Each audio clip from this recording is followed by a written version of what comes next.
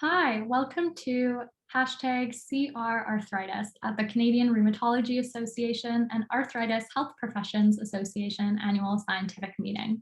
My name is Maya Joshi, and I'm the program coordinator at Arthritis Consumer Experts.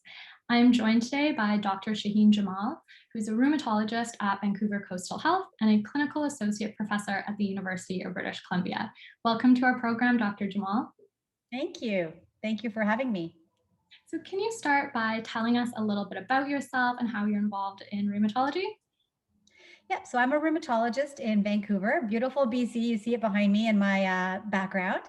I'm a adult rheumatologist. I work at Vancouver General Hospital. I'm involved in clinical patient care. I also do research, and I have a lot of involvement with medical education here and delivering particularly to the rheumatology trainees. And I've also been involved with the Canadian Rheumatology Association on multiple memberships in different committees, but more recently involved with the scientific committee and chairing of the review course. Right. And so, yes, we do have quite a role in the CRA meeting. And I'm wondering if you can speak a bit to how the CRA meeting is different this year as opposed to previous ones. Yeah, I mean, I think the big difference is that it's online. I think one of the big strengths of the CRA, the National Network of Rheumatologists in Canada, is that we are a very collegial, collaborative group with lots of good social connections. We know each other well. And anyone who's been to one of our in-person meetings, I think one of the big highlights of the meeting is the banquet with the dance.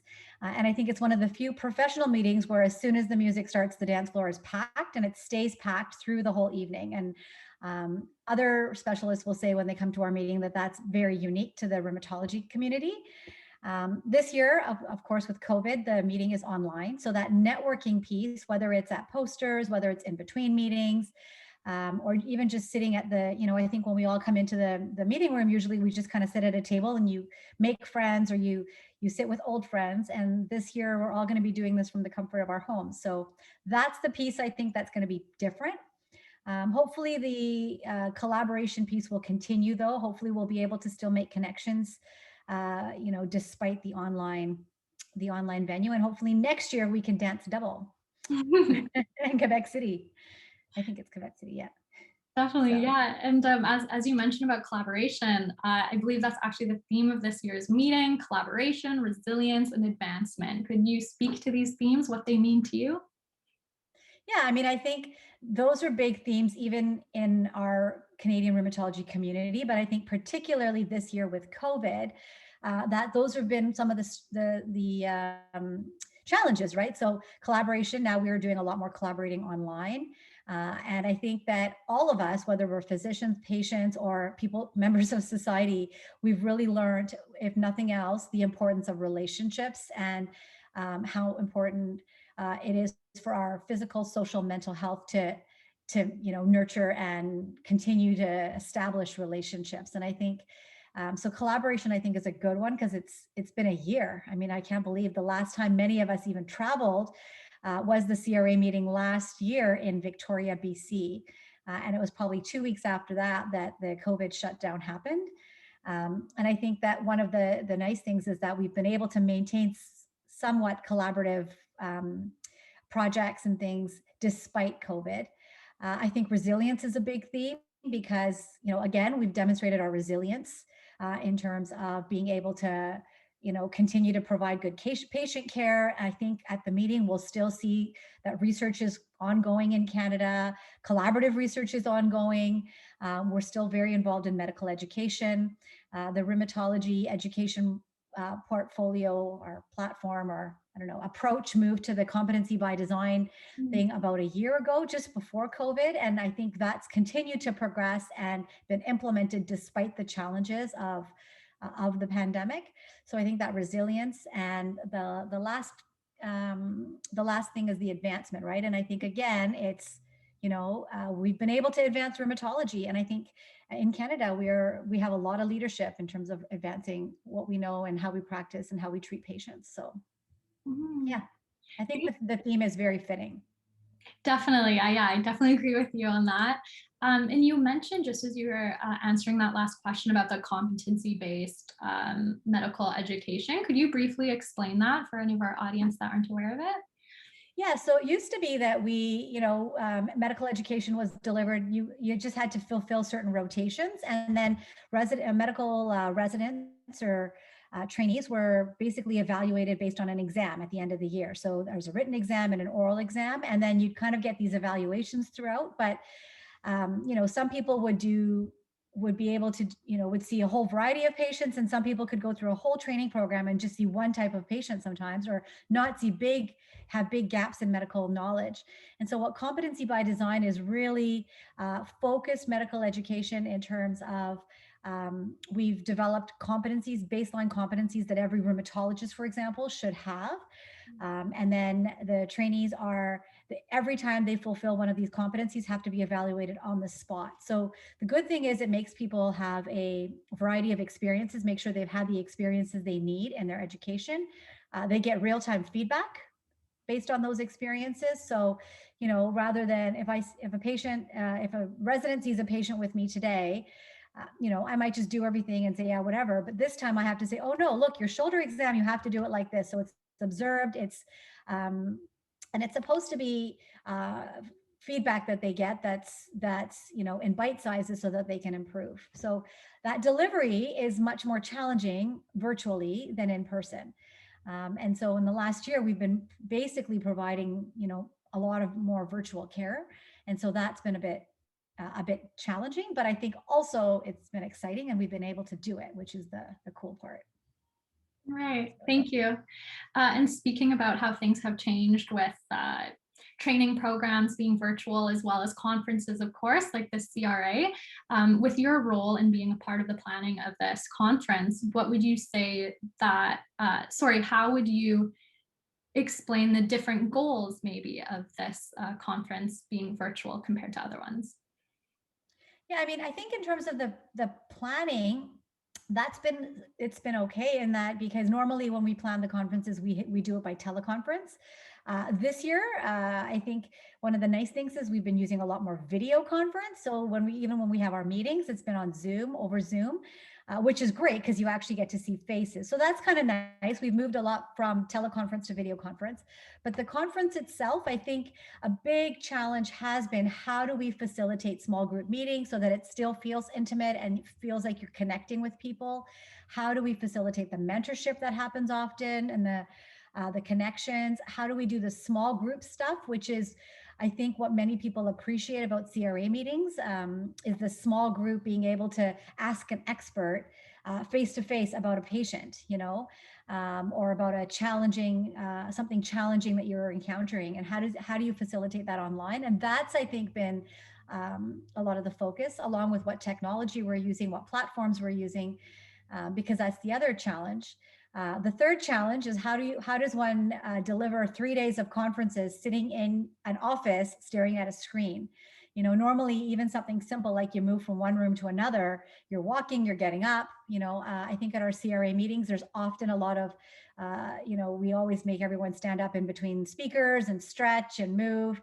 And how do you facilitate that at home? So I think those are a little bit different. And troubleshooting, how do you troubleshoot if somebody can't connect, or if a speaker can't get on, all that sort of stuff. But hopefully we'll see how the meeting goes. Hopefully it'll be smooth sailing. There's been a lot of plan and preparation, and the CRA staff are amazing. They've worked tirelessly, so hopefully it all goes well. Right. Well, I mean, those definitely sounds like there's major challenges, some barriers, but I think also some opportunities, what you were just saying about the stretching during meetings. I know that myself and some other patients who are going to be attending the conference, what the nice thing is we can turn off our cameras and do stretching, icing, whatever we need. So in a Yes. sense, maybe there's some more access there too. Yes. Well, it's funny because I've been doing a lot more sitting at my home because I'm doing a lot more teleconference. And so for Christmas, my husband got me a QB. I don't know if you know what that is. It's the little bike that goes under the desk. It's actually, I think it was marketed to more elderly population, and because it's very low impact, it's like a recliner. But right now I'm using my QB even as I'm talking to you, because it's just natural. I sit down and my legs start moving. It's like it start pedaling. So I think that's kind of cool. Like there's all these kinds of different things that are now available. And I think more widely available, and people are paying attention. Or even the types of chairs people use, like the ab stimulation chairs and that type of thing. So I don't Okay. know. And now also, Dr. Jamal, you are going to be facilitating the closing and the opening of the review course, which is happening before the Canadian Rheumatology Association scientific meeting. Can you speak to that, what that entails? Yeah, so I think it's been a few years ago, there was discussion that, the Canadian Rheumatology Association, we have a lot of experts in Canada that always come together at the meeting. So why not have a review course for clinicians? And so last year in Victoria was the first inaugural review course, CRA review course. I mean, the ACR does this and other groups do this, but it was the first CRA review course, and it went quite well. Dr. Trudy Taylor from Nova Scotia and myself had the honor of developing and chairing it with a lot of support from our committee and from the CRA. And I think it went well last year. We had great reviews. And so, we've delivered it. We're delivering it again this year with another great committee and also great backup from Claire McGowan from the CRA. And so that happens this Friday. And the nice thing about the review course this year being able to be virtual and online is, last time because of timing, sometimes people who might have wanted to be participating in the review course couldn't fly into Victoria in enough time because they had to leave an extra day. It also timed at the same time as the resident pre-course and at the same time as the extra scientific conference, the research conference. So because it's a virtual meeting, the review course, we have the opportunity of delivering it a week earlier, which is great, so that people can either participate in the review course alone, or kind of anyone and everyone who wants to can participate. So that's kind of cool. It's the second review course, and hopefully it goes well. I mean, we'll look at the reviews after, but yeah, so that's where we're opening and closing because we're the chairs of the review course. So look forward to it. Right. And just to clarify, so that would be sort of reviewing like best practices or Yeah, so every year the second year. So what our plan is every year, there are some core topics to rheumatology, such as lupus, rheumatoid arthritis, things like that are, we're going to have updates every year at the review course. And then based on last year's reviews and based on what people identified as areas of interest, we have other topics, but the review course is really catered towards the clinician. So the person who's practicing rheumatology in Canada, we really try to make it Canadian focused so that, because often when you have speakers from other countries and they have different healthcare practices, they have different access to medications and things like that and tests, it's not always relevant to us in Canada. So we've tried to make it Canadian centric. And we try to make it also something that's attractive to both adult and pediatric rheumatologists. And yeah, so it's basically for clinicians updates, a lot of updates on the best practices or a synopsis on, sometimes topics that are less common. So like adult autoinflammatory disease, for example, is one of the topics this year. Behçet's another one of the topics this year. So so that's. And then what we've also tried to do is have these smaller breakout rooms so that people can have the experience in a video conference setting to have a little bit of meet the expert type, so they can ask questions and so that you don't lose the intimacy of an in-person review course like what we had last year. We'll see how it goes. Right. Well, it sounds like an incredibly valuable program. It's exciting that you get to do this. Hopefully it continues. And just lastly, before we let you go, I'm wondering if you have any advice or suggestions for tips for patients like myself who might be attending this conference in the next week, or just watching lots of videos online while it's happening. What can we do to keep our joints well and happy during that? Well, I think you already mentioned you can turn your video off easily, because I think most of the courses you just view the speaker. Your video doesn't even come on. But I think the really important thing is we have to remember that our bodies were not meant to be sitting and looking at technology, right? So whether our eyes, our bodies, stretching, getting up, moving around.